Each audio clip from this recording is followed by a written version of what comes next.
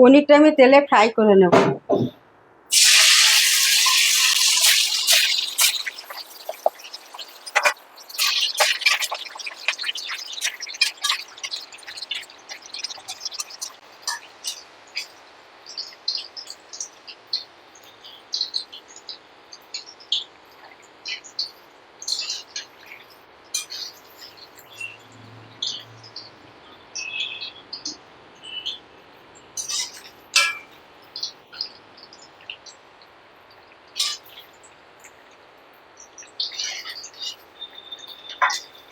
পনিরটা আমার ফ্রাই করা হয়ে গেছে,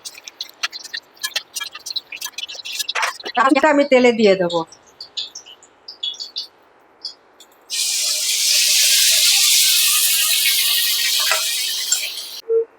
হলুদ দিয়ে দিলাম পরিমাণ মতো, লবণ দিয়ে দিলাম,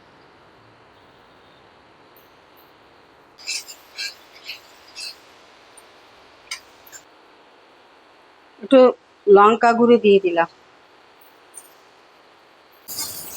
বন্ধুরা দেখুন, আমার আদা রসুন পেঁয়াজ মশলাটা কষা হয়ে গেছে। এবার আমি চাল মগজ আর কাজু কিশমিশ আমি পেস্ট করে রেখেছিলাম, ওটা আমি দিয়ে দেবো।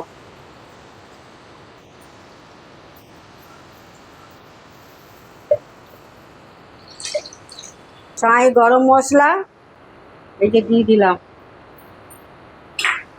এবার দেবো ঘি,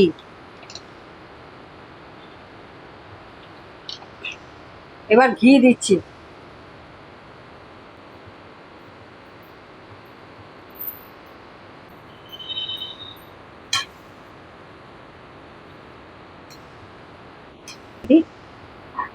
হয়ে আসছে।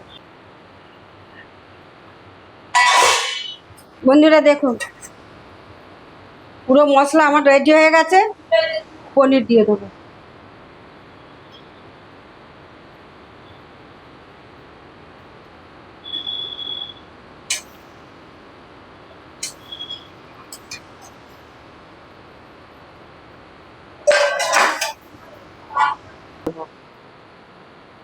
আপনারা দেখুন কত সুন্দর হয়েছে।